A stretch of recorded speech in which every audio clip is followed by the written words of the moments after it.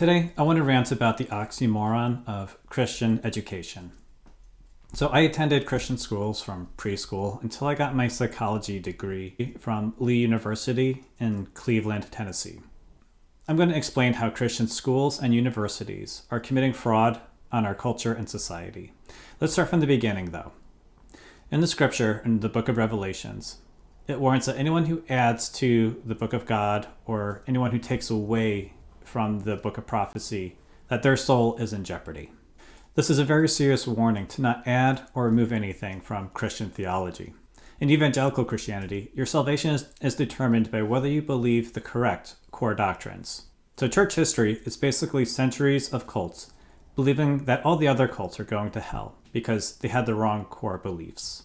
Where hell is the punishment for wrong beliefs, you will never have intellectual freedom. So that's why Christian theology is the one discipline that you can study today, where having new ideas is literal heresy. Nothing is scarier to fundamentalist Christians than true intellectual freedom. But they also want to be taken seriously by the larger culture.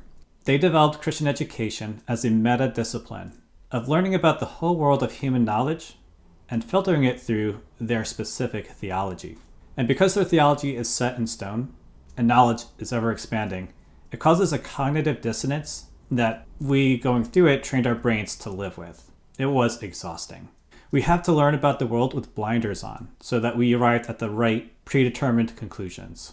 When I was in senior seminar in college, we had a discussion about homosexuality, where the professor clearly mapped out the scientific evidence, showing that being homosexual was not necessarily a choice, and it was not the result of abuse. It felt like half the class pushed back, saying that they still believed homosexuality was a sin because of what the Bible said.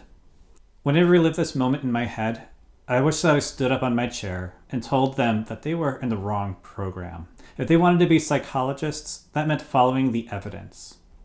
It meant believing people's experiences. If they wanted to simply apply what the Bible said, the seminary was just the next building up the road. But I didn't stand up. At that time, 90% of my classmates were female, and I recognize now that many of them didn't have an economic future if they went in the actual seminary program. The Church of God denomination didn't allow female pastors. These people were taking the only option available to them to be of any kind of service that was educated. But even as these people were stripped of their power within the church, they still had power over both the professor and myself. That professor would lose his job if he insisted too forcefully on following evidence over faith. Not a joke. And that's not to say my program didn't produce great psychologists. There are many people doing incredible things in the field from my program. The problem is that when professionals see that someone has a psychology degree, they assume that they follow the fundamentals of the discipline, which is scientific inquiry. By credentialing theologians as psychologists, Christian universities like Lee are committing fraud on our society. In these next 4 years, Christian institutions will be hell-bent on destroying public education and displacing it with their alternative Christian education pipeline. They will be subsidized by the government. It's the payoff of their decades of infiltrating political and academic disciplines. There are a lot of smart people caught up in these cults, and it's a mistake to underestimate them. Right now, we fight Christian miseducation by creating awareness of what it actually is, not how it presents itself.